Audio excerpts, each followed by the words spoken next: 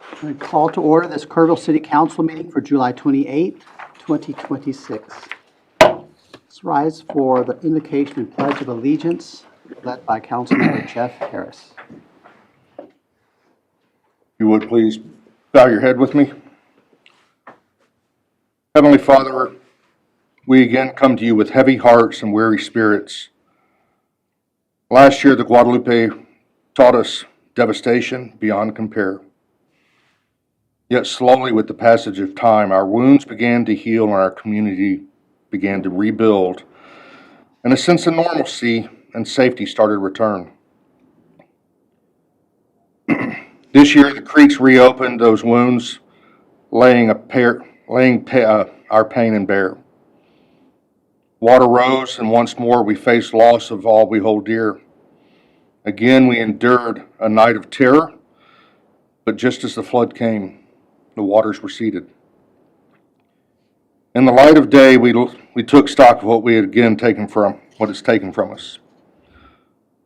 Amid the devastation, Lord, once again we saw the wreckage of our community. Yet I felt overwhelmed gratitude and humility to be part of such a wonderful community that embodies the words of John 13:34. Just as I have loved you, you also are to love one another. Just as the water rose, too, did our community. From the first responders who put themselves in harm's way, to strangers who opened their homes, to those displaced and seeked refuge from the storm. For neighbors who volunteered to clean homes and small businesses, to the outpouring of support from local businesses and countless others who stepped forward to simply remind us that no one walks through the tragedy alone. We have once again shown the resilience and compassion that makes us Hill Country strong. Dear Lord, please bless our first responders. Bless all of those who rushed into the rising waters to help keep us safe.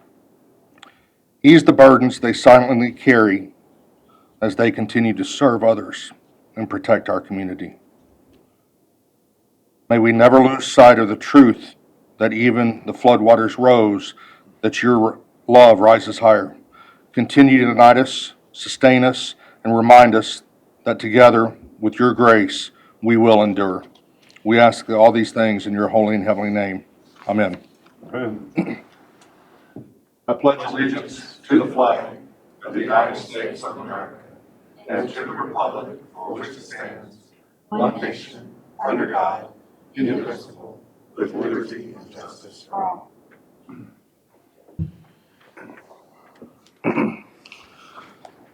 We have announcements of community interest, and that will be given by Kate. Thank you, ma'am. Good evening, Mayor and Council.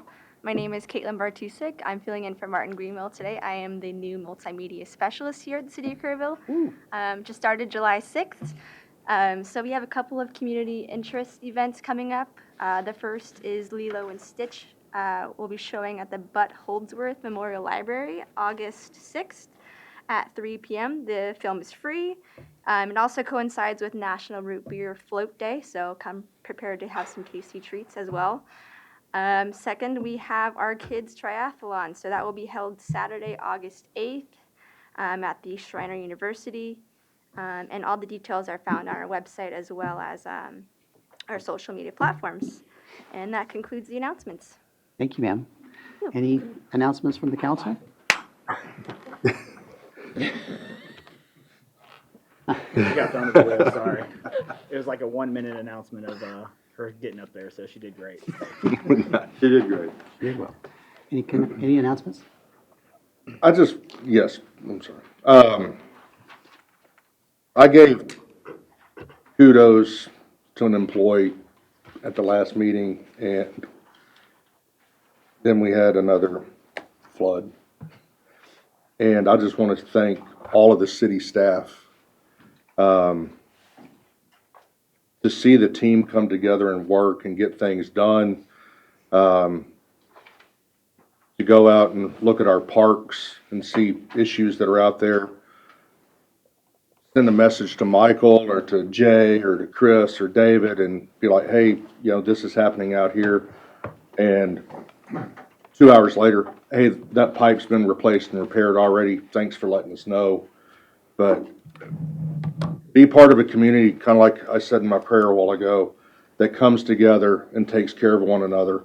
And for the staff that comes out amongst a tragedy, another devastating flood, and to do what y'all do, thank y'all. So I can't say one individual person this time, but I'm gonna say it to all of the city staff, everybody, thank y'all very much for what y'all have done. Christian? All right, let's move on to a proclamation. Mr. Sullivan, come on down. Come up front. What I'll do is, okay, I'll read the proclamation, then maybe you can say a few words. Thank you. This is a proclamation of the city of Kerrville.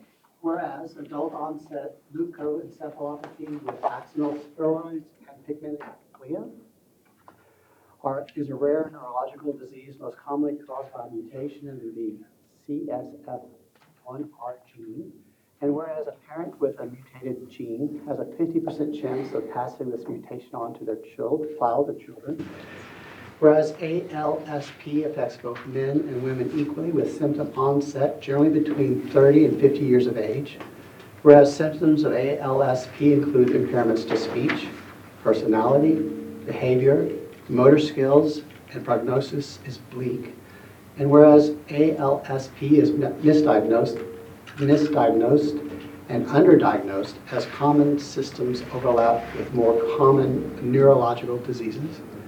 And whereas the current treatment options for ALSP are extremely limited, with no FDA-approved therapies available, and whereas Glia Connect is a nonprofit organization that raises awareness, provides support and educational resources, and promotes further research and disease understanding that will lead to viable treatments and hopefully one day a cure. Whereas it is important that awareness be raised surrounding this deadly disease so patients and families can obtain an accurate diagnosis, participate in research, and receive proper care. Now, therefore, I, Joe Hayden Jr., Mayor of the City of Kerrville, do hereby proclaim the week of August 3 through 7, 2026 as ALSP CSF1R Awareness Week in the City of Kerrville, and encourage all citizens to become more educated regarding this devastating disease. Thank you. Thank you, Mr. Mayor. I need to sign this. I never did sign it. I was so worried about saying the name of the disease. It's a mouthful. Yes, sir. Leukoencephalopathy. Yes. Close? Close enough. Good enough. This is yours. Thank you, sir. Say a few words to us. Thank you. Thank you. On behalf of Glia Connect, I'm deeply honored to accept this proclamation recognizing ALSP CSF1R Awareness Week. Thank you. Thank you, everyone, for taking the time to acknowledge a disease that is very rare, but in spite of its rarity, has a profound impact on the lives of patients, caregivers, and families. Glia Connect is a patient advocacy organization that was formed to support individuals and families affected by ALSP. It is a genetic disease, genetic neurological deteriorative disease. And so this was an organization that my wife founded as her mother and her grandmother and her aunt all passed from this disease. Thank you, sir. But as it's very rare, it's often mistaken for other neurological conditions. And so families will spend, in some cases, an entire lifetime searching for answers and a proper diagnosis. And that results in missed opportunities for appropriate care, inability to participate in research, and simply connecting with others that understand their journey. So this proclamation is far more than a symbolic gesture for our community. Helps bring a little known disease, into the public eye. And so every conversation that this proclamation starts has the potential to help someone in recognizing the signs of ALSP, seek an accurate diagnosis, and find the support they need. So thank you once again for supporting the ALSP community. Thank you for helping us raise awareness, inspire hope, moving us closer to an earlier diagnosis, effective treatments, a brighter future, and hopefully one day a cure. So it is my privilege to accept this proclamation on behalf of GLIA Connect and the entire ALSP community. Thank you very much, sir. Thank you for being here. Do we have anybody want to take a picture? Martin usually takes pictures, but he's not here, so we're good. Thank you for being here. Want a picture? I'll take a picture. You'll take a picture? I'll take a picture. You for it. All right, all right. You hold up the proclamation. Absolutely. There we go. Thank you, man. There you go. Thank you so much. Thank you. We'll have another one. The picture didn't happen, the thing didn't happen. Gotta have a picture. All right. 1, 2, 3. Thank you for doing this, sir. I appreciate it. Thank you.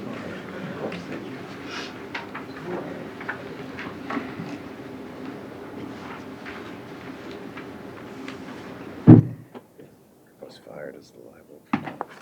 Right. Next, an update on our finances. Ms. Behrens? Good evening, Mayor and Council. I'm going to bring you a brief update for your financial report ending June 30th. So talk about the general fund first. To date, we're 98% collected on our property tax revenue. That's about where we should be this time of the year. So we still have some smaller dollars that'll be coming in for the next few months. Sales tax right now, $326,000 better than where we estimated it to be this year to date. And we know there's multiple things impacting that, but we do expect the end the year better than budget. And right now our 12-month rolling average is 4%, where this year it was about 0 on a 12-month rolling average. So making some progress on sales tax revenue. On the expense side of things, personnel in the general fund is better than budget estimate. And remember, that includes salaries, overtime, benefits, and training, all personnel-related costs. In July, you will see some overtime related to flood response. So I'll be bringing that back to you later on. So we'll see how that impacted us. Supplies better than budget right now, but again, a lot of things happen in the next few months. So I would say by the end of August, I'll be able to give you some better estimates of how year end is looking. And then maintenance does include streets maintenance. And so there's been some changes made to that progress and that maintenance plan just based on some things that have happened with the flood. The other category does include contingency, so that's distributed out as needed when unanticipated expenses come up. And so we'll provide that information to you at year end when we make those adjustments. So, and again, this is through June 30th, so it's too early for us to give you an update on what the flood response costs, but I will have that for you next month. So looking at the water fund, water revenues tracking very close to budget. Sewer actually ahead of where we anticipate being this time of the year. We'll see what the next few months bring and what the variation between commercial and residential does to that as we level out throughout the next couple of months. Reuse is tracking behind budget. Remember, we changed that rate structure this year, and so while we're not going to meet where we thought we should be for budget, we will be ahead of last year by a considerable amount due to that change in rate structure. Everything else tracking really closely. On the supply side, we're going to see a few expenses on the maintenance side. I believe Chris maybe has one tonight. It's going to level out that maintenance surplus there related to the GAC system and water production plant.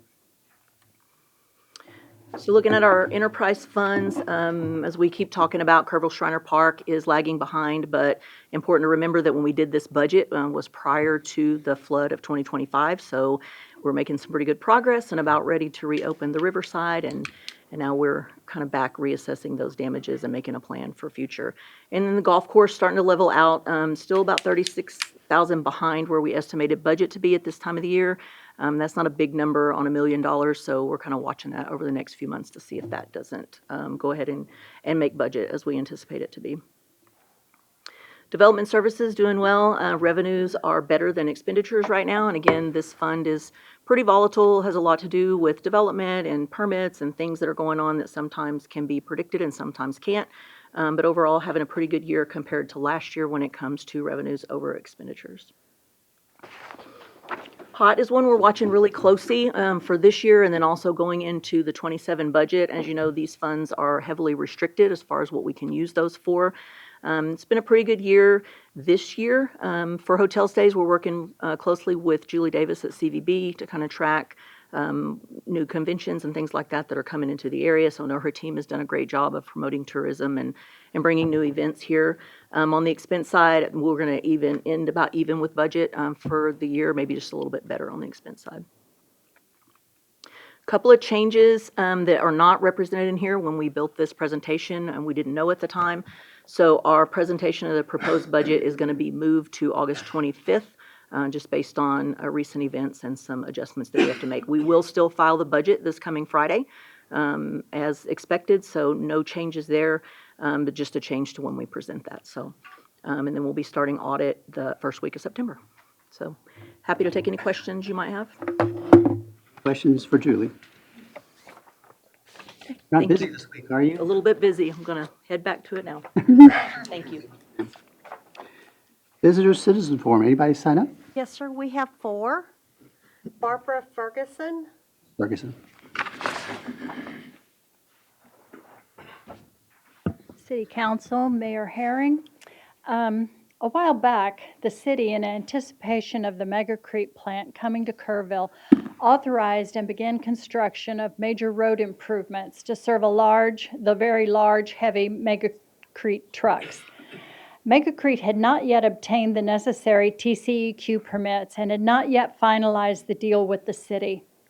Unfortunately, 2 weeks after the $1.7 million road project began, Mega Creek backed out of the deal. The city and the county each spent upward of $850,000 taxpayer dollars on a road to nowhere. The city council, I think, should not authorize expenditures dependent on the future action of other entities. That was an unfortunate thing that happened, but the taxpayers footed the bill. There was no reason to start road construction while Mega Creek still had the ability to pull out of the deal. This project cost taxpayers, as I said, $1.7 million for nothing.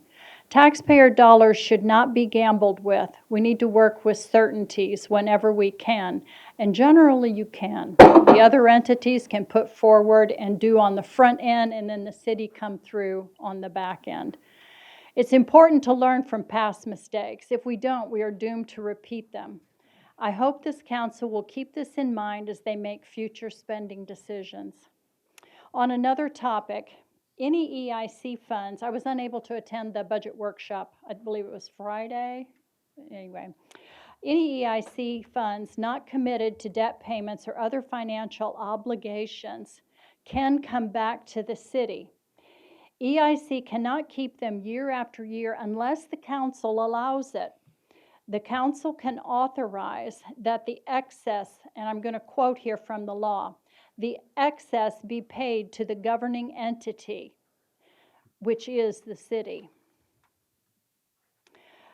I would recommend that the city manager's suggestion to form a special district, either for safety, fire, EMS, whatever that came up in the budget meeting, to put EIC funds there, that not be done. Developing a special district restricts the funds and is unnecessary because the law allows the city council to take back any unobligated funds from EIC. Those can be put in the general fund for the city to help meet our infrastructure needs and thereby give us a bit of breathing room without having them restricted to one thing or another, which might meet one year's needs but not meet the next year's needs. So thank you for considering those items. Jacqueline Murky.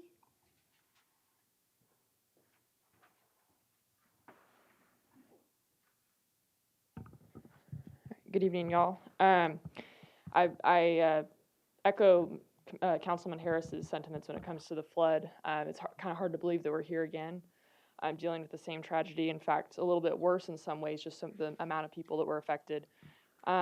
It's kind of like seeing the fresh scars opened up again, the scars that were starting to heal. And there's a lot of families hurting, and they're still cleaning up from the devastation. Honestly, my time this evening is probably better spent helping families recover, including my own. When I heard of the proposal of another tax increase after the flood, after yet another flood, after yet the tax increase last time, I knew I had to come speak on behalf of flood victims who are still mucking out their houses and trying to rebuild. So I believe Mayor Herring had a post on Facebook saying, difficult decisions will have to be made. And I understand, looking at the finances and the impact of the flood on the city, that money's going to be tight. But before tax increases are considered, I believe, as a fiscal conservative, that spending cuts need to be considered first before tax increases.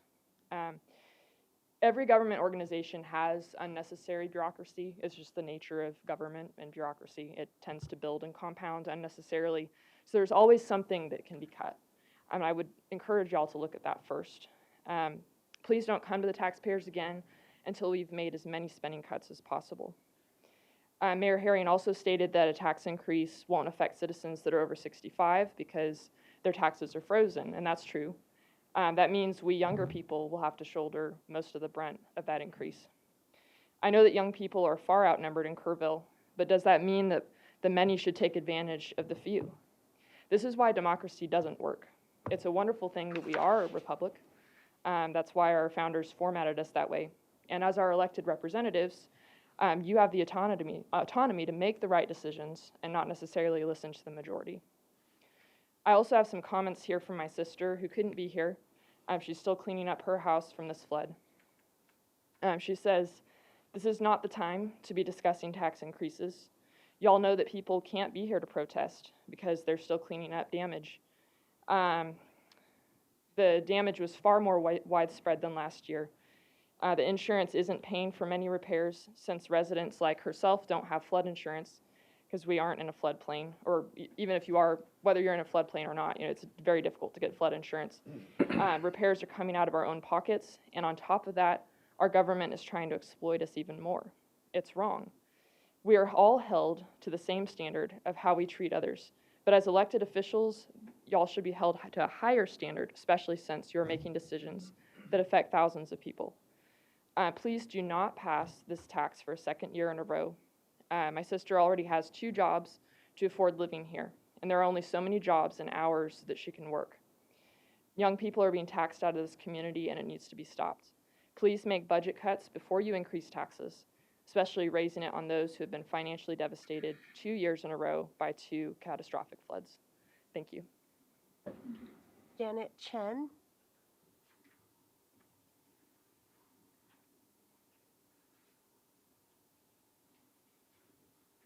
Good evening, Mayor Herring and City Council. My name is Janet Shane. I'm been a family physician and ER doc here for almost 30 years. I love this city, and this is why I'm here to speak regarding the proposed disaster tax rate. I appreciate the mayor's candor about our second or third July flood in a row. However, Kerrville residents are already feeling intense financial pressure, and many in our community are working 2 or 3 jobs just to afford to live here. With inflation hitting groceries, utilities, insurance, property tax increases, this property tax increase will add severe pain, raising taxes for homeowners and pushing rents even higher for tenants in particular. Before we discuss raising taxes, we must exhaust every non-tax option. I ask the council to focus on these 3 immediate areas. First, transparency. Please publish a clear summary of all 2025 inflows, including grants, reimbursements, and donations, along with what has been applied for after this 2026 flood. Residents need to see the totals, timing, and what's still pending. The second is to maximize external aid. We must aggressively pursue FEMA public assistance, hazard mitigation, Texas Division of Emergency Management Funds, and CDBG disaster recovery grants. If our current staff is overwhelmed, let's hire dedicated grant writers to fast-track these applications rather than asking taxpayers for more money. Third, let's look inwardly and cut recovery costs by mobilizing our community. We can formalize a safe, supervised volunteer corps for debris sorting, sandbagging, and cleanup. Post block-by-block schedules will let citizens step up, directly reducing city overtime and expensive contractor hours. Also, our kids in the schools, high schools, have volunteer hours they need to fulfill. And many church groups will also do the same. Third, let's look inward and cut recovery. Oh, sorry. We can also launch community fundraising efforts, campaigns, and partner with the Chamber Visitor Center for Recovery Partners program by offering no-cost promotional perks and tier-based recognition to local businesses that donate materials or labor. We can drive massive private participation, most likely. Further, we must prioritize and defer. The city should pause lower priority capital projects until reimbursements land and utilize short-term bridge financing instead of a permanent tax hike. One, for example, is the flock cameras being increased when most people feel this is costly and we have enough. Any tax increase will directly harm our renters and small businesses.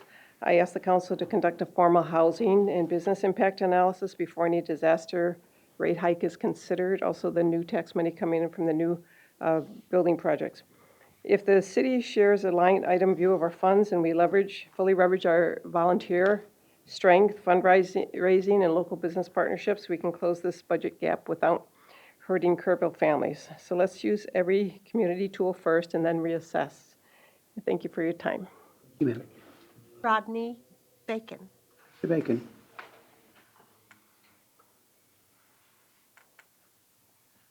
Mayor Herring, City Council members, staff, thank you for a chance to speak to you. I think we need to focus on fire, police, streets, and utilities as a city. I think those ought to be our priorities and our urgent needs. And I praise the guys and ladies that helped us so much here recently, same last year. I don't want you to raise our taxes, anybody's taxes. I think we need to look at being more efficient in what we're doing. Not long ago, 3 or 4 years, we were looking at rebuilding replacing the playscape down here at the park near the water treatment center. $380,000 in the floodplain. We don't need to build stuff in the floodplain if you can't get it insured. I don't think we ought to be putting stuff in the floodplain. I know the river's a blessing and we can't get enough of it, but we need to use some discretion. If it's not an emergency right now, we don't need to be spending money on it. The parking lot. Read about that in the paper this morning. I've gotten along real well without that parking lot for a long time. I bet we can do it a little bit longer.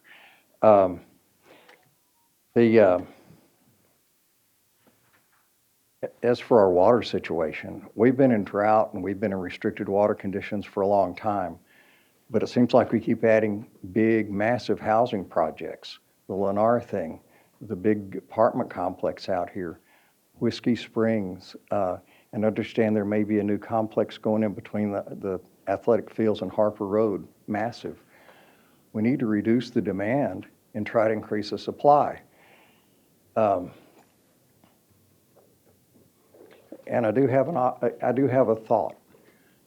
There was a guy spoke at Rotary years ago, David Bamberger. He'd been the CEO of Church's Fried Chicken. In the late 60s, he bought a piece of property near Blanco, worst piece of property he could find, nothing but cedar brake. Over the last 50 years, he's cleared that cedar and he's got a lush grassland. He's got water flowing, he's got springs popping out of the ground that they never had before. Maybe if we, and it's a preserve, Bamberger Ranch Preserve, you can look it up, you can watch his video. He wrote a book called Sela, which means water from rock. And maybe if the city, and in particular the county, look into that, he had springs showing up within a couple of years, 2.5 years, I believe is what he said. For the longest time, I thought, well, this is nothing that's going to help during my lifetime, but it might. And we don't have any other answers. We can't turn on the water. I do not like the idea of reuse water going into our drinking water system. I think that's a horrible idea. It's really not appetizing. And it's not just the city, but it's everybody that visits our city. Are they going to want to swim in our river? Are they going to want to, I really don't like that, if there's any way around it. And one of the questions I had at the open house a while back, are they gonna quit pumping the reuse water in when we have an adequate water supply? I mean, after we've had adequate rains, do they turn that spigot off? Or is it just run all the time? And we're getting that stuff all the time anyway. Thank you for your time. Appreciate your service. That's the end of the citizen speakers. Thank you. Next item is the consent agenda. All items on the consent agenda are considered routine and can be passed with one motion. However, any council member, staff, or citizen can request a separate consideration. Would anyone care to remove any item from the consent agenda? All right, is there a motion?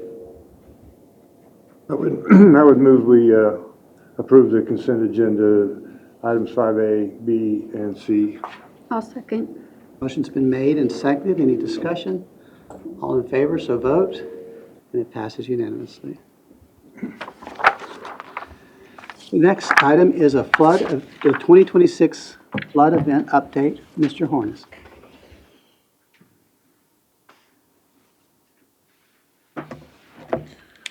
Good evening, Mayor and Council. Thank you all for taking the time tonight.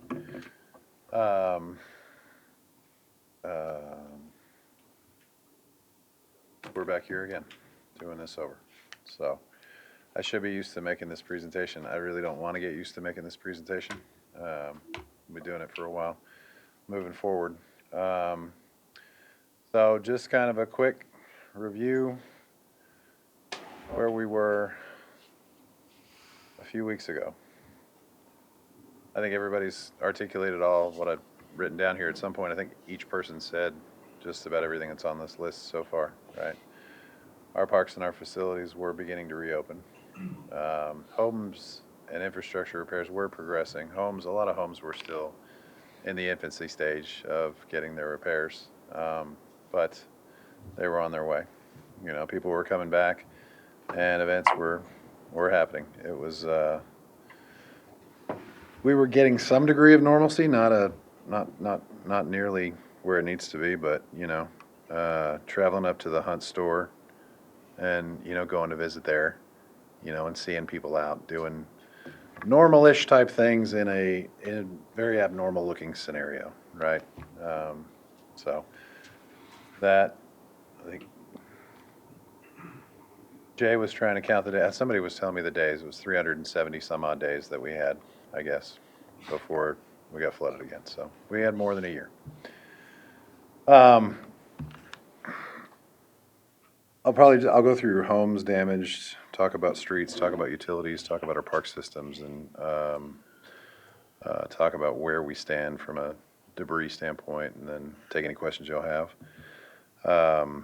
If you can't read this, essentially we've got about, there's a tier structure here. The survivor reported means that this is what people have submitted. Sometimes these things might have been submitted in duplicate, right? Your neighbor submitted for you, you submitted yourself. So it goes through a process where TDEM works their way through it, and then FEMA certifies that. So you'll see here where 240 reported houses were destroyed or majorly damaged, right? That number is the survivor reported. It reduces by about 100 once you get that validation, and those numbers are pretty close to each other between TDEM and FEMA. And that is a lot of that duplication, right? And it's all a matrix on what defines major damage to your home, minor damage to your home, or just an affected piece. So my home is an affected piece. Or minor. We had 2 inches of water, and we had to cut out some drywall, rip some stuff off, and so that's simple and easy, right? Major is what you see in the paper, what you see with our neighbors, where they have just studs left in their home and everything is out front, or the home is shifted off its foundation. Any questions about any of these? These numbers are as of today, so we're looking at around 820 reported. That's here just in the city of Kerrville. So that doesn't include Kirk County, that doesn't include Centerpoint, Ingram, Hunt, or Comfort in Kendall County. For our streets and our infrastructure, and I'm just going to ramble through this, where are we at now? What are we doing? We are working on road repairs, the most immediate ones. Staff has been out working on those, debris removal, getting street sweepers out where we can. There's more places to get to than we have people to get to it. So if your street hasn't been seen yet, it is not because they are not working, it is because we literally don't have the equipment to get to it yet. Drainage restoration, a lot of the drainage channels were blocked up with concrete, with trees, with mud and debris, so we're mucking all that out. And I think we've got the majority of those taken care of. And then how do we get everywhere in town? We have a lot of bridges in town. Most of those bridges aren't the responsibility of the city, but there are several that are, and some of them got pretty heavily damaged. So Arcadia Loop, 4th Street at Quinlan Creek is a low water crossing. So that was severely damaged and will need to be repaired. Town Creek, I'll get to Town Creek and Bear Creek. Bear Creek on the county side has been washed out. So the connection where Bear Creek meets the bridge was washed out, and then you take a 90, and then there was a culvert that washed out as well. So there is a challenge. Immediate challenge is those residents on Arcadia Loop. And so we have STAR requests, and for those that don't know, a STAR request is a funding request where TDEM and FEMA would work together and handle a project and pay for that project immediately, as opposed to we call it a PA project, a public assistance project, whereby the city initiates the project, fronts the cost of that, and then is reimbursed by FEMA as time goes on. And so we have a few STAR requests in with them, sewer projects, which I'll get to, and this Arcadia Loop Bridge. The hard part with Arcadia Loop Bridge is that we own this very narrow section of Arcadia Loop Bridge. To the left and to the right is all privately held property. And so when you have a temporary bridge, that bridge needs to be on public property. It cannot be on private property. And so we are searching for answers to that question. TDEM and their folks from TEEX, which is an extension agency out of Texas A&M University, that's their engineering arm. They're working with our staff on those requests that are in this State Operations Center, or the SOC. Acronyms abound in this whole thing. And then Town Creek is washed out in many, many sections. There are several sections that look okay. Okay being a relative term. They've been under several feet of debris, but the street staff has been out there clearing because in addition to it being a street segment, it is also a major sewer line in town. And so we have to get to those sewer lines to clean them out and to assess the damage on them. So Town Creek is probably the largest public works project we have right now. Arcadia Loop is no less important. The amount of people that are affected by Town Creek it runs through a pretty good swath of town. So, do you have any questions so far?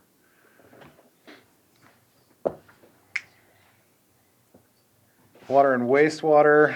There were some fortunates in this whole process because we have multiple sources of water. We were able to immediately go into well water. And the plant itself, while the power line did get knocked out during the event, K-Pub was very quick to fly a fishing line across and get a new power line installed, and the power plant is back up and running. The assessments are done, and we are back up and going. So we saw no disruption in terms of our water. The Town Creek sewer, Town Creek, in addition to the road repair being one of the bigger challenges that we're going to face, the Town Creek sewer is a huge project for us. So there's still assessments going on. We have capped all the areas that we know of. Any overages have stopped at this point and are capped. We're having to vac truck a lot of things, which for those education today is a vac truck is a big giant pot, and you vacuum up what's coming in the sewer. So thank those guys when you see them, because that is a dirty job. We are coordinating with TCEQ. We've had to submit several days worth of notices to TCEQ because we had that spillover from the manholes. And talking with UGRA, the quality of the water is very, very good. So it's mostly river water that's running in to the sewer, then that's running out again, and then running into the river. The dilution factor for all of that is so much that it's not having an effect on our treatment capacities or changing the quality of the water that's coming out. Okay. Questions on water and wastewater? Okay. Let's see. Park systems. Well, that is the river trail on the top there at Riverside Nature Center. The bridge actually didn't wash out. The creek just created a new channel. So we're working our way through that. Most of the park systems are closed. So we hate that those are shut at this point, but it's still pretty dangerous to walk the river trail right now. It's really uneven. I mean, I guess it's like walking in the woods, but we want it to be a nice, smooth endeavor. So we do have some volunteer organizations, to someone's point earlier. It is expensive having these contractors come out.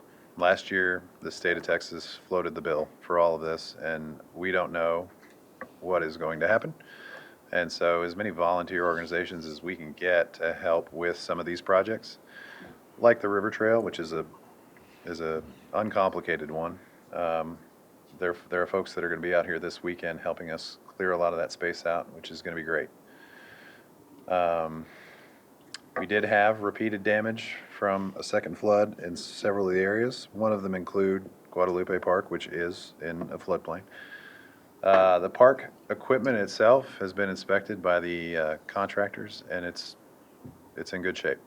So we'll have to redo the base that's underneath it, but that's pretty simple stuff. It's rock, it's some fall zone area, and some covering. So small victories again, right?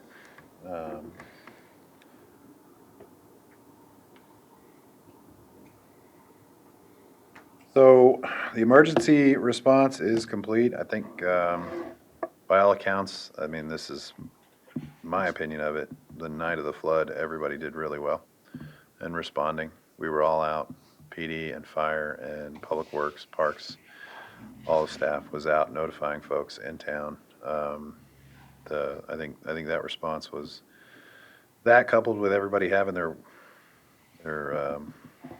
alerts on, certainly helped this year when it came to that response. Home and infrastructure assessments are still ongoing. It appears that our damage within the city of Kerrville alone is over $55 million. The threshold for a federal disaster declaration is $60 million statewide. So the city of Kerrville's damage is we may reach that number by ourselves. Now that information has been passed to the state. The governor has signed off on that declaration. It has been sent to Washington, D.C., where the president ultimately is the one who has to sign that for a major disaster declaration. Now, last year, I think last year, because of the loss of life, it was very easy for the governor and for for the president to sign off on that immediately. I've gotten a lot of questions. I know the city council's gotten a lot of questions about why isn't there not a declaration already been made. This is the speed at which it normally goes. We went the other direction. Last year it went so fast. I think the expectation from folks is that, well, why isn't it going to go this fast again? Because it doesn't go this fast. There's sad reasons why it was that fast last year. So I know it's no one wants to hear it, but please be patient as that process unfolds, because it does dictate how quickly we can address these issues. If there are contracts that can be run through state agencies with federal assistance that can go at a pretty much faster pace, then we can do it because they have the resources that we do not. If we are left to do those and run those contracts ourselves, I think we're going to have to triage based on severity and go as fast as we can and tackle what we can afford to at the time.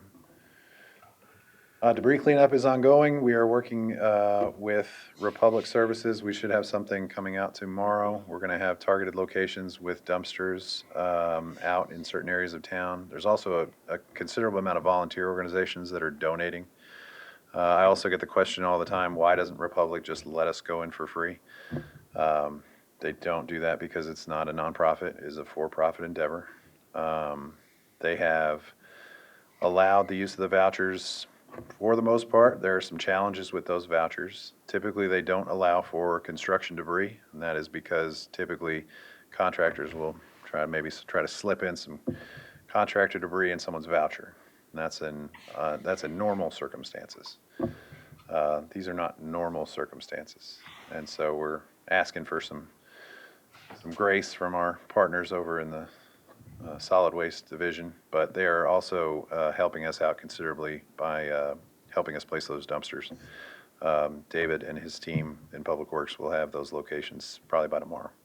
So utilities are operational, not fully fixed like we want them to be, but we have put everything together. So lift stations are all working. Water treatment plant, wastewater treatment plants are all working. There's damage that needs permanent solutions, and we have projects that we've listed out to our insurers.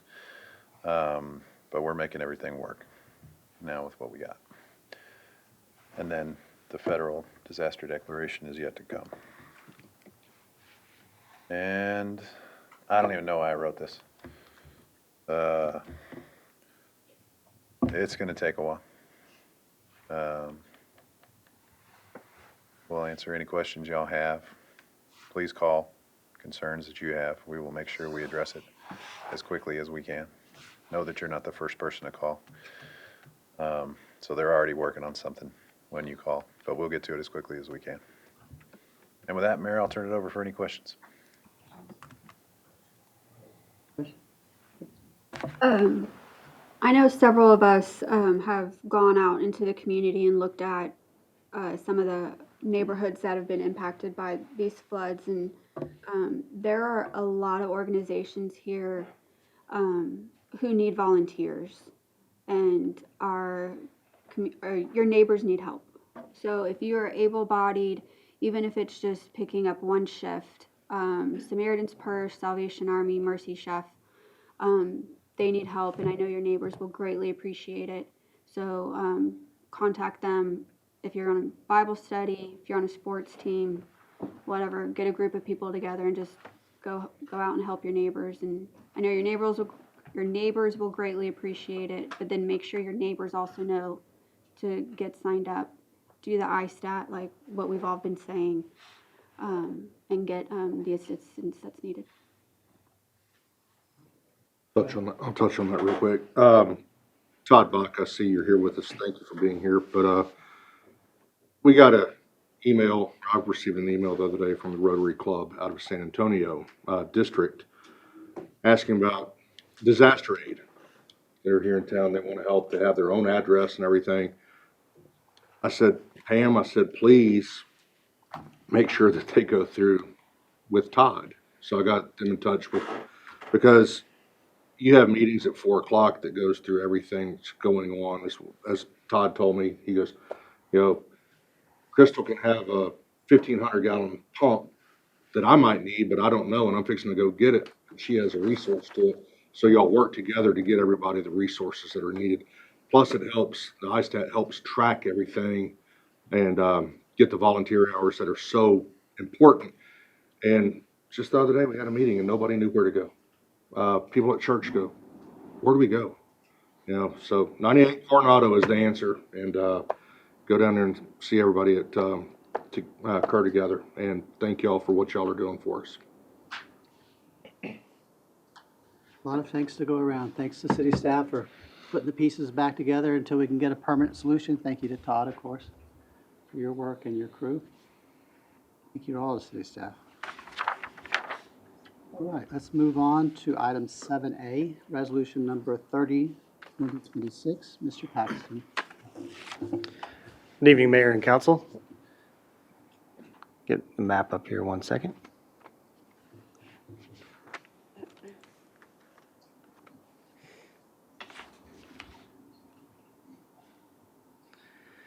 Before you is a resolution number 30-2026 to allow a variance for the distance requirement between an outdoor event venue located at 400 Thompson and the church property located within 300 feet of said outdoor venue. Council does have quite a wide discretion, as you see in your backup, for these variances. If you feel that the distance requirement is not in the best use of the property, best intent or health, safety, and welfare for the general public. Again, the protected entity is the church across the street requiring the variance. And I believe you have not in your backup, but received a letter this week by email with the church not opposing that.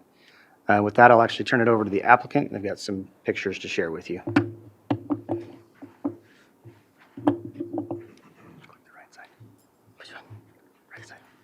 Thank you. Good evening, Mayor and Council. My name is Heather McClung.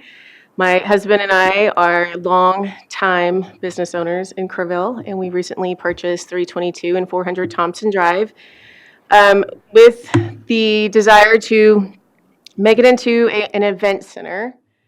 And the name of it is Miller's Place Event Venue. This would be for private events, including weddings, office parties, wedding showers, birthday parties, family reunions. And then we would like to host special events such as small concerts, sip and paints, mixology class, movie nights on the lawn. This is why we're requesting to get our TABC certified license. We do not plan to be a full-time bar. This would only be weekend events and, a couple times a month. This is an AI generated, just to kind of show you. One of the garages that is currently on the property is what we would like to turn into the beverage area.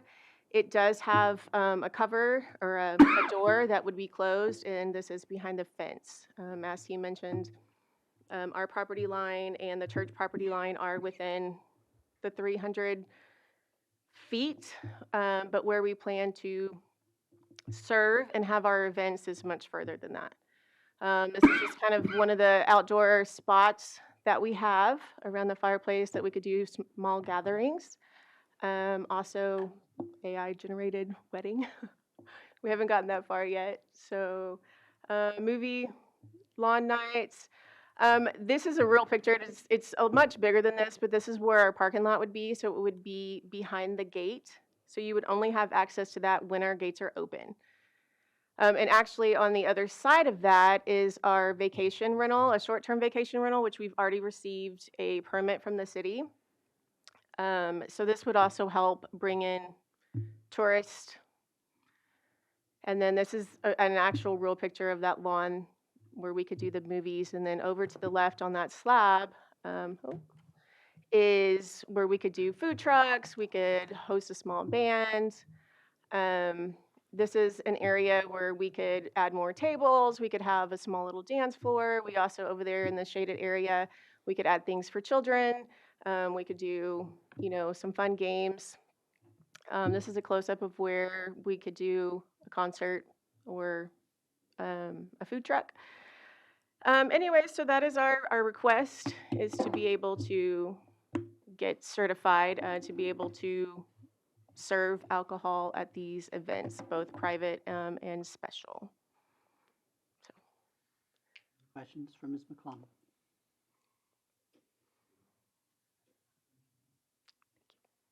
I noticed in our packet we received letters from neighbors, including the church. When in our packet, it was in an email, I think. And the church said they had no problem with the application. I called David as well over there, as well as your neighbors. I guess I do have something to say, I'm sorry. And nobody said they had a problem with it. So sounds like a great idea. Any questions for the applicant or for Mr. Paxton? If not, is there a motion? Sir, this is a public hearing. Oh, you're right. Once again, This is a public hearing, which I will open at 6:55. Any member of the public can speak.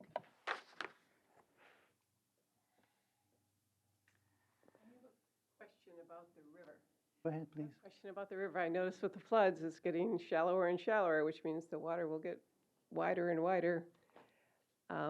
Is there any, I don't know if a single solitary trench could maybe give it a chance to dig a deeper pathway, but is there anything that can be realistically done?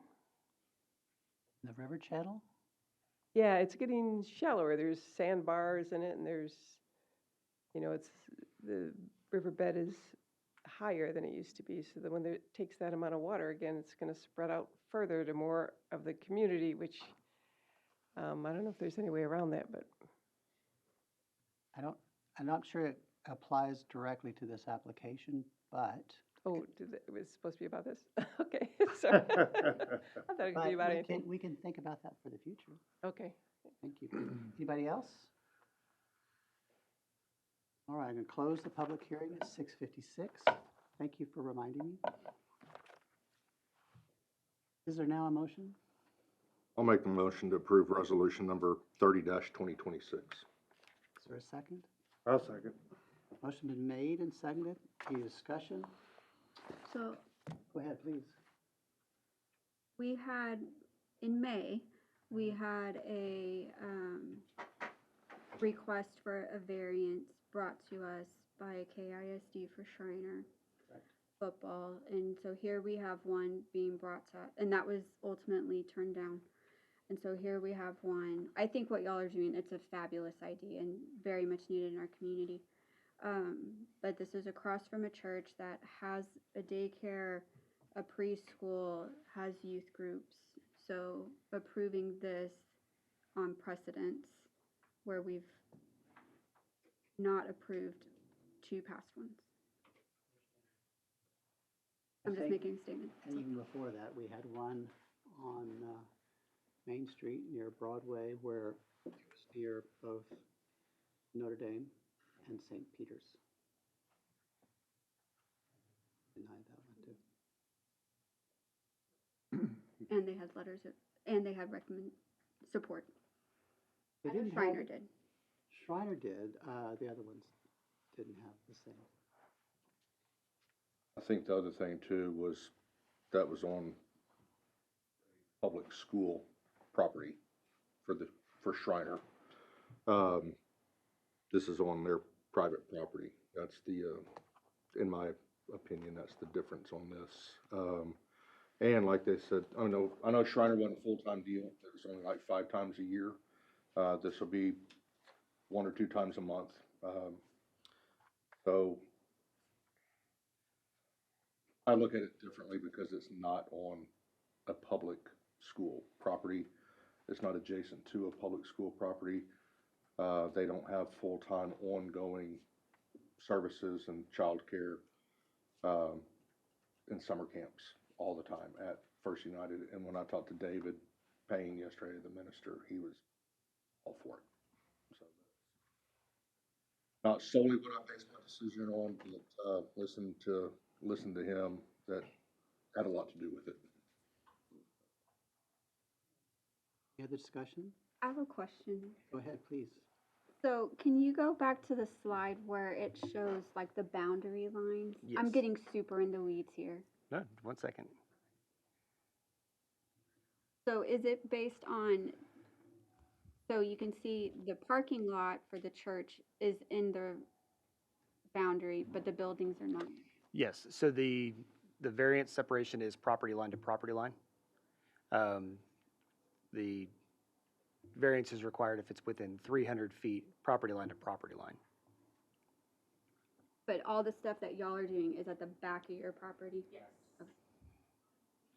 Thank you. Anything else? It's fine. All right, we have a motion and a second. Any further discussion? All in favor, so vote. Opposed? Passes unanimously. Thank you, Jeff. Yes, ma'am. Thank you. Good. Next is item 8A.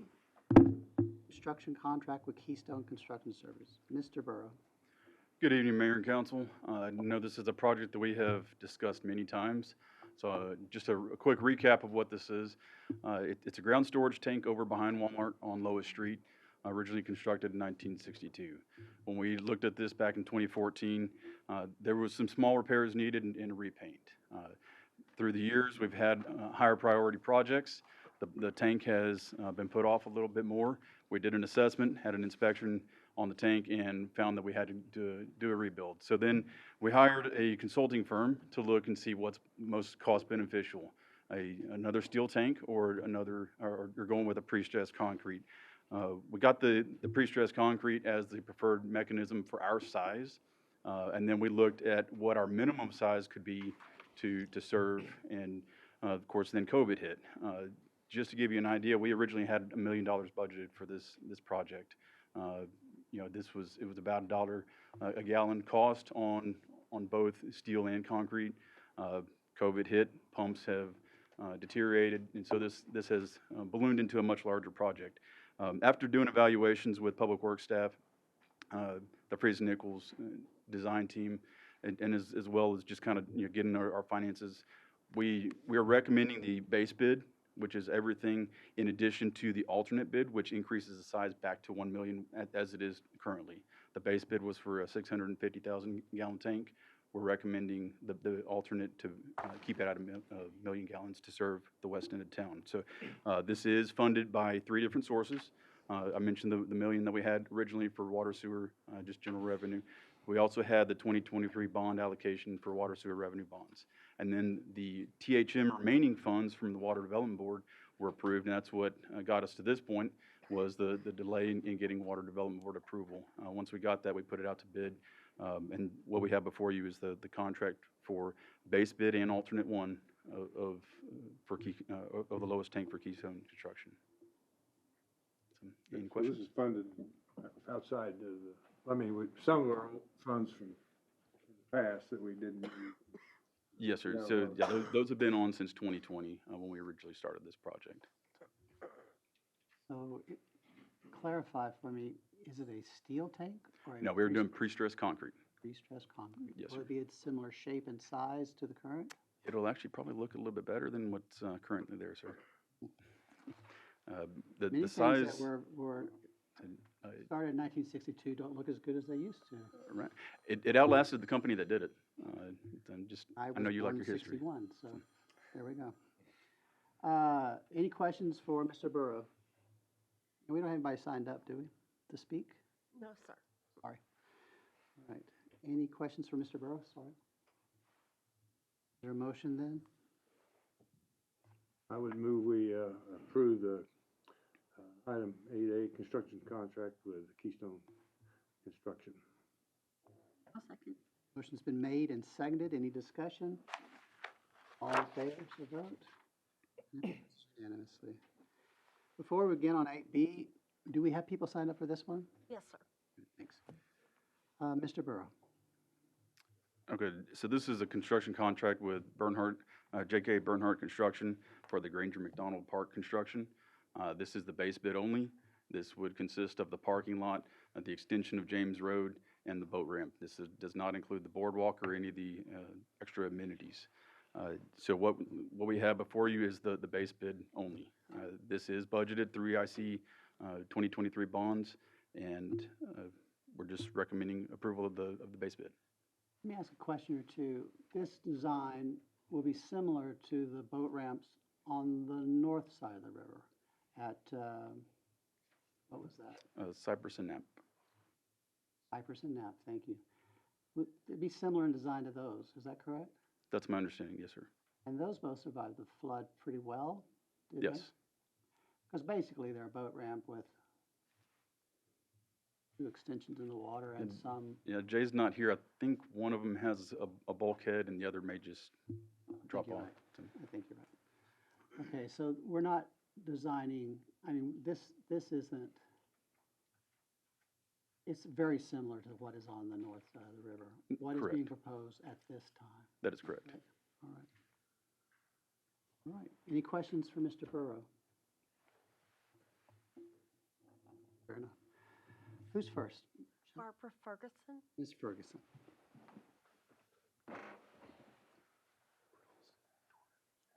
I did have a question for Mr. Burrows. I called him today, and I know today is a last-minute thing, but I wondered, did this bid for the parking design, is that permeable, or is it solid surface parking? Let me get back. Do you remember what we did? Yeah, sorry, we did so many VE things on this one. As close to the water as it is, permeable pavers have no real impact that close to the water.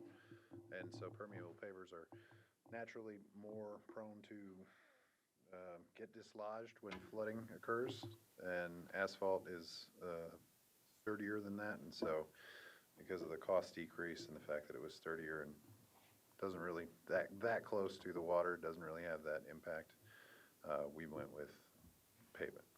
Okay, thank you.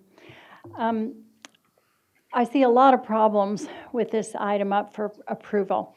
This land is in the flood zone, and in this most recent flood, water covered it about a minimum of 3/4 of the property. This is a 1.5 acre piece of land that was donated to the city in the flood zone. In the 2025 flood, it covered all of it. The FEMA maps show it in the highest flood category. The only way it could be in a more dangerous position if it was right in the river itself. If approved, at the end of the project, we would have a parking lot on a very small piece of land with no amenities. There are no guarantees that the boardwalk, kayak launch, community building, et cetera, will be built. You heard earlier how betting on a future event got us into trouble. We can all have the best of intentions. We can have the most beautiful plans laid out and the highest hopes for a wonderful facility, but there are no guarantees, especially with the fact that FEMA may come in and make changes to the current flood maps based on what we've just experienced in the last 2 years. The foundation board, this is the Guadalupe River Center Foundation, I hope I got that name correct, told us they were asking for no public funds back a couple of years ago when this was first brought forward. I was in the city council meeting when they asked that question repeatedly of them. They said no, there'd be no public funds. This ask was made of EIC. It was a $2.2 million bond request. And it was made of EIC when 3 of the EIC board members were also on the board of the Guadalupe River Center Foundation. We are already faced with multiple quality of life projects that strain our budget for maintenance dollars every year. Our ball fields, the Heritage History Museum, the Calu Center, the River Trail, Louise Hayes Park, Scott Schreiner Golf Course, every time we have a new facility, it always generates ongoing maintenance costs. Just the initial build is not necessarily the end of the story. We need to take care of what we already have and not burden the taxpayers with new park building projects in the floodplain. The city is currently looking at raising our taxes again. Instead, I'd suggest that you consider requesting EIC to use this $1.84 million for a more pressing purpose that we currently have, rather than a parking lot on a 1.5 acre piece of land. It can be done. Tonight, you are free to say no to this request, and those funds can be asked of EIC to be put toward a more pressing purpose that the public currently has. I have no problem with the nonprofit moving forward with their event. Can I have a few more seconds since the question took time? I have no problem at all with this project for a nonprofit to go forward with their donors. A lot of wonderful people in the community are backing this project. I have no problems with it. I have problems with asking for public dollars for it, especially at this time. And thank you very much. You next. Charlie McElvain. Charlie.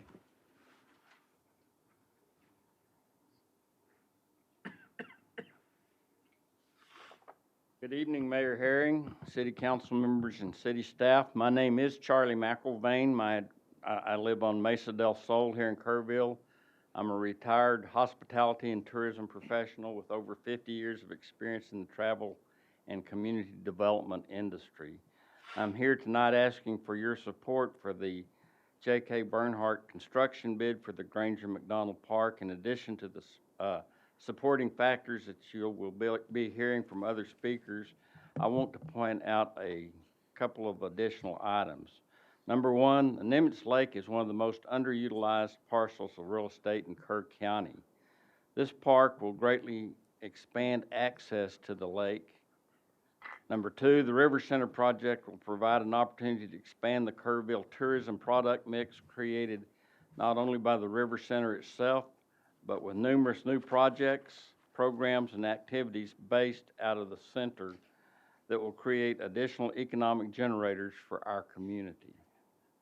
Number three, this venture will also enhance the tax base for Kerrville generated by visitors, aquatic participants, and their relatives and event vendors.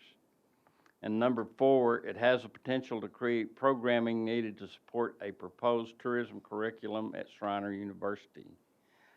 For these and other reasons that you will be hearing, I encourage you to support this important project, and not tonight, at least look to vote on it and vote approval in the very near future. This project will greatly enhance our community in many, many ways. Thank you. Matt Goodwin. Goodwin?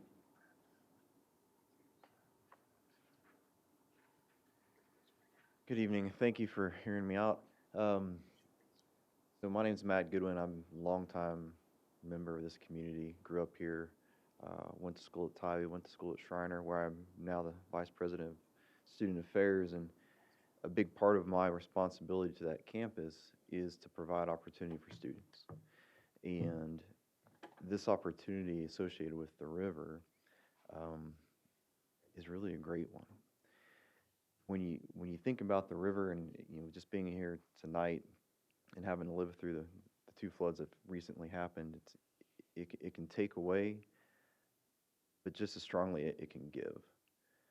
And this project is really one that the university is looking at to be able to provide, not just in partnership with the community, but our students that come to Schreiner, come to Kerrville, and really give them an opportunity to either continue with activities that are associated with riverfront property, all those types of recreational things that they can do or have done at home, or to explore a new space that they haven't been able to participate in.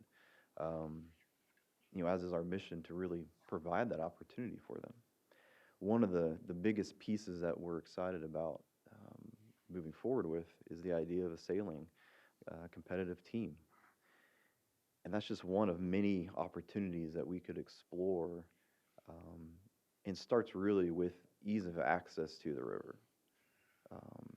Growing up here and experiencing it in a lot of different ways, I think that is an important step to really be able to provide not just the community, but the students and how we use the river is that access. And the easier we can make it, I think would be a really, really good thing. But thank you for your time tonight. Lang Guerrero. Guerrero. Council. My name's Lang Guerrero. I live on Lakewood Drive here in Kerrville. I serve as the chairman of the Upper Guadalupe River Center Foundation. Before discussing Granger MacDonald Park, I wanted to acknowledge our community's tremendous loss, the loss of life. Families lost homes, businesses were damaged. My own office was flooded, so it kind of hit me personally as well.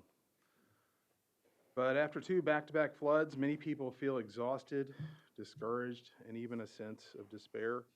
Much of the anger or discontent about the project we're hearing tonight comes from that pain and uncertainty. It's completely understandable. I also recognize that the city faces serious financial pressure and urgent recovery needs. But a strong recovery plan must address both the immediate crisis and the long-term work of rebuilding our community. The Guadalupe River Center is part of that long-term recovery. For 3 years, we've worked on this project with the understanding that Granger MacDonald Park would be built alongside it That commitment shaped our planning, our fundraising. More than 300 donors have contributed over $3 million based on a public-private partnership that included river access, parking, and park infrastructure. More than 4,500 people have signed up for our newsletter, and just recently in May, we had over 700 people attend the Let's Go to the Lake Festival, was just in the middle of the field where we're going to build this event, and that was really, truly amazing. We recently contracted with our architect of record to begin construction drawings, and our architectural committee estimates that we'll break ground sometime in January or February. Regardless of what happens, we remain obligated to our donors to build the River Center, but building it without a meaningful river access would complicate everything. It would affect our programs, our accessibility, university partnerships, youth activities, and the fundamental purpose of the facility. The improvements before you are durable and flood resilient. They consist primarily of concrete infrastructure, including accessible parking for people with mobility challenges, family parking, and a concrete river access ramp, which is, Mayor, is a little slightly different than the ones across the river. Instead of 20 feet wide, it's 40 feet wide. And instead of at a 15 degree, it goes down at a 7 degree.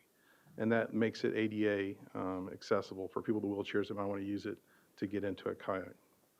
This is also one of the safest locations in Kerrville for a River Center facility and park.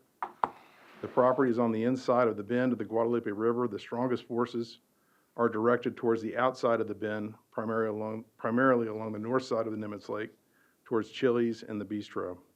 On the south side, the water mainly just rises with lower current velocities. The recent flood demonstrated this. The river crested approximately 150 feet away from our property. The building site remained untouched, and the 45 cypress trees that we planted along the shoreline survived. After last year's flood, it took time for families to heal, to feel comfortable returning to the river, and we were just almost there, maybe halfway there. And at the same time will be true next year, but hope gives us a reason to move forward a year from now when the park and the River Center come together. Our community may have a place of its own on the river, a place to reconnect, to recover, and to look forward to the future. It will provide water safety education, river stewardship, boating, sailing, rescue training, vocational programs. It will support the Schreiner University efforts to establish a collegiate sailing team next fall, provide a home for the Sea Scouts, and help the Kerrville Triathlon expand. Completing the park and the River Center will encourage private investment and expand Kerrville's tax base, helping fund our long-term recovery. That's precisely the purpose of the funding, specifically earmarked for the quality of life projects in the economy. I fully recognize the city's resources, the needs for resources for immediate recovery, and at the very least, I respectfully ask you postpone any final decision. We can provide the investment already made, honor the commitment for which our donors relied, expand the tax base, and create a place that will help Kerrville recover financially and emotionally. Thank you for your thoughtful consideration and for your continued commitment to the future of our community. Next. Judy Eichner. Ms. Eichner.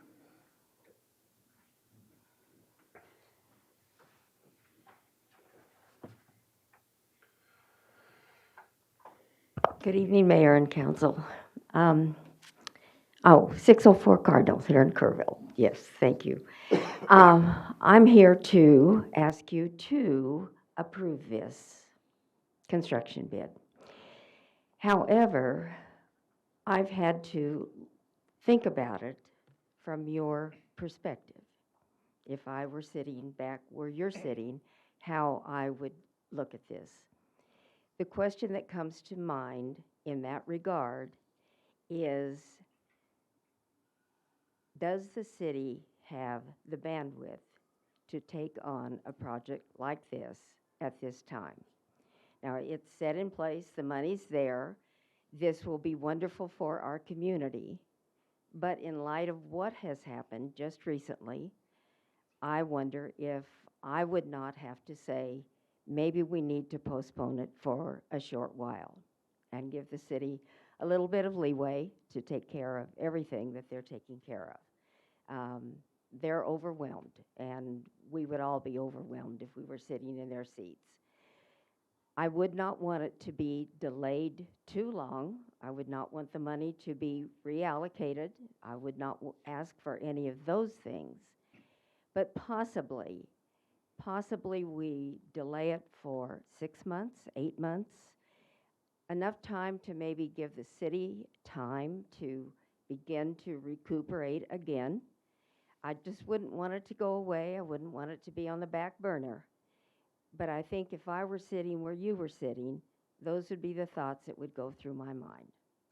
So I ask you to do what you always do, what is best for Kerrville at this time, and I will respect whatever your decision is, and I thank you for doing what you're doing.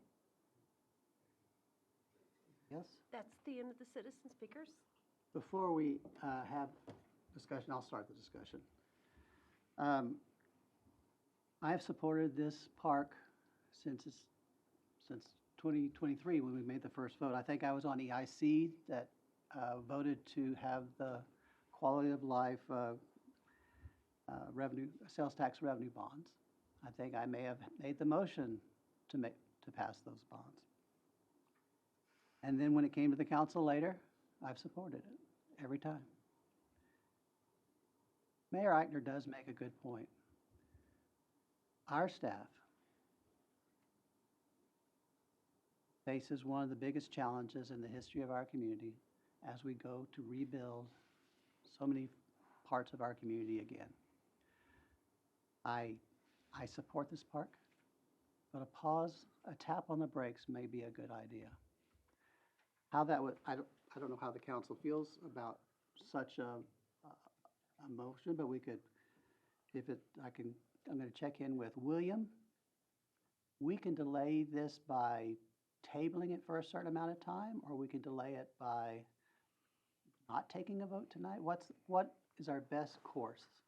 Correct. If you do not want to proceed at this time, you can table it and you can put it on any future agenda when you're ready to do that. Thank you. Mr. Rice? Mayor, council, really just kind of, asking or answering questions if y'all may have some. I've been, meeting with y'all one-on-one, so just making myself available on some of the staff side or the council side based off what y'all want to do. I think we should build the park. I don't know that we should build it today. What do y'all think? I think, Chris later, but the flood happened 12 days ago. And I know the timeline of getting the bids and everything, money's been all set aside and everything, and so much has changed. And so I think even if we started with just delaying, have a little more time to think about it, even for one more meeting, and to come up with a plan about what, maybe it takes 6 months or maybe it takes 5. We hardly had time to even digest this. And so I agree, money's pretty precious right now from the budget, and can we really, we know we got a lot of damage. We don't know yet what kind of help we'll have in paying for things, and it's just too many unknowns right now, I think. And so I don't know if we know too much more in 2 weeks. We might. The River Center Board can discuss and see if there's anything on their side. I don't know, but even just in 2 weeks, maybe somebody thinks we ought to go longer, but it's easy to say, well, I think we need more time, I'm sympathetic about, the money, but but I'm also sympathetic, and I was on the board of the River Center in the beginning, and I'm very much a believer in the positive things it can do, and it's a public-private partnership. It's not just like the city's putting all the money in, and putting some money in, anyway, I just think it's hard to swallow all this within 12 days of the flood. Yes. Ms. Smith? I think Just so we're all clear, we're voting on a park, not on the Guadalupe River Center. But I think $1.8 million can do a lot of good towards our existing parks, not building a new park. Thank you. Jeff? I've got a little bit to say. Okay.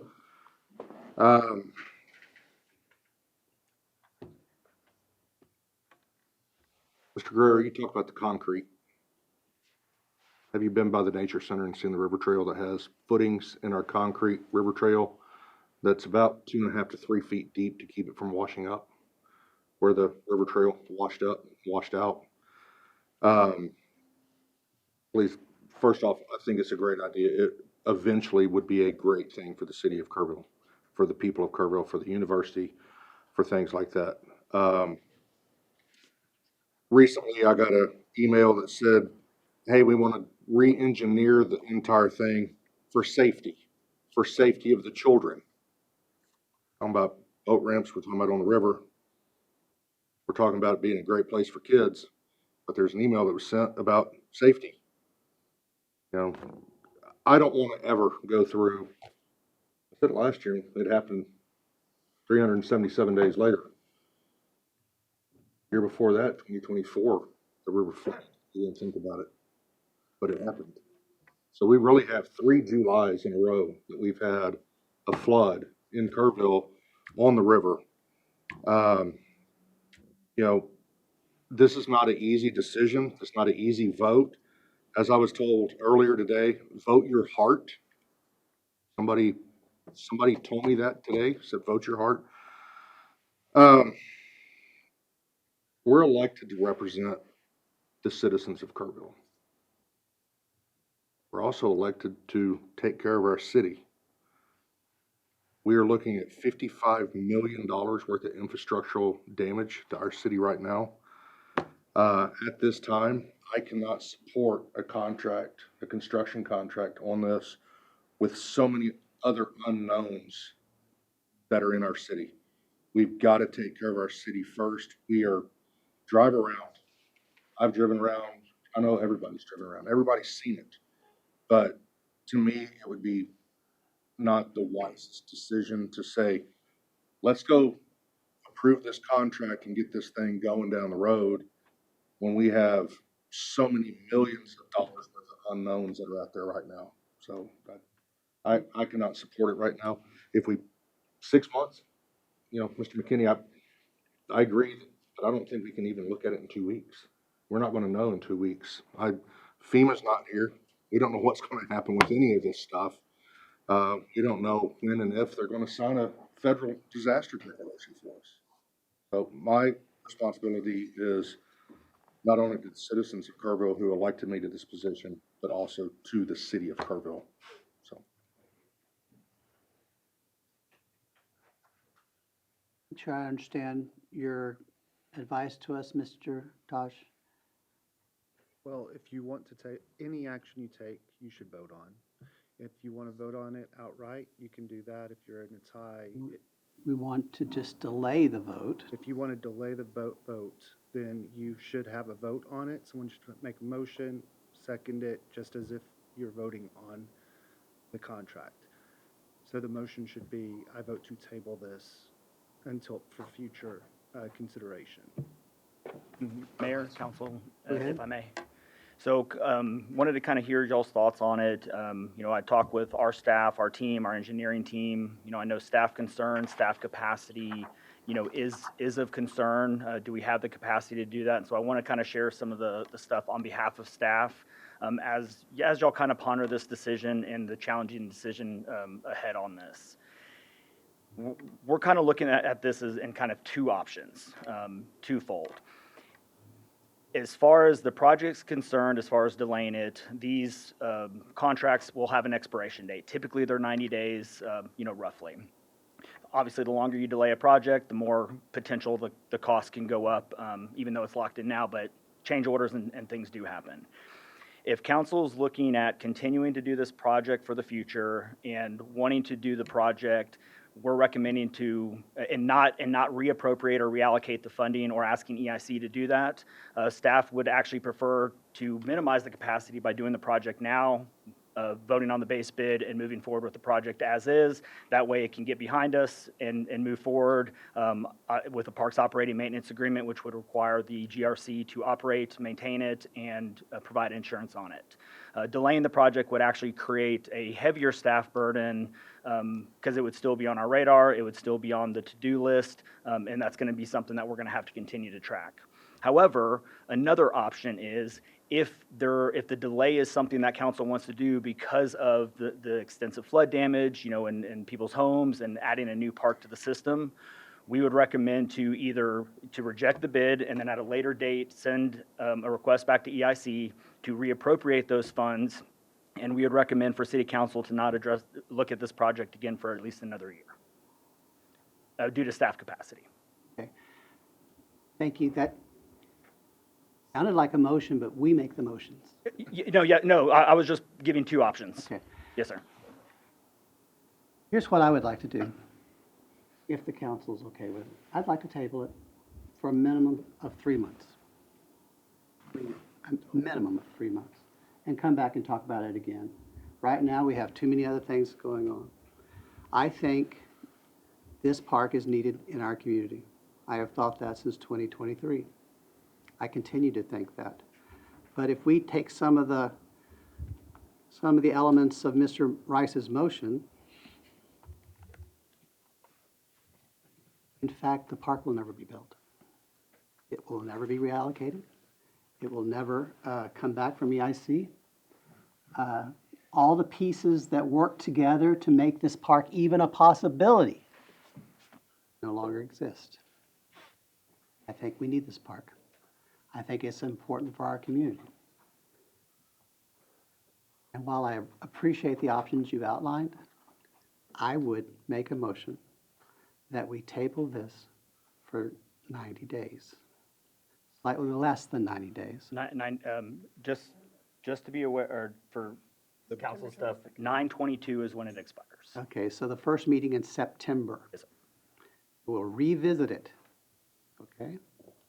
So my motion is we table this until the first meeting in September and revisit it. If at that time we determine we don't want this park, and a majority of council says that, that's great. But I think there's too many other factors for us to make that decision right now. I would second the motion. Thank you. Motion's been made and seconded. Vote your heart. All in favor, so vote. Okay. Opposed? So it ties. And it ties means it doesn't pass. So what do we do now? Jeff, would you like to make a motion?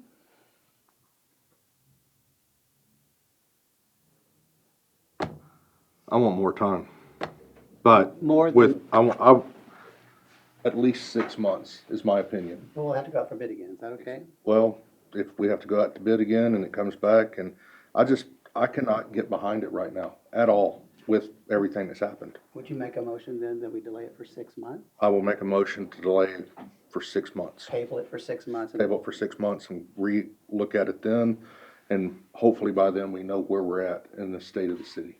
Good. Is there a second? I'll second that. Motion's been made and seconded. Any discussion? All in favor, so vote.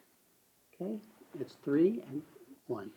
So we will see this again in about 6 months.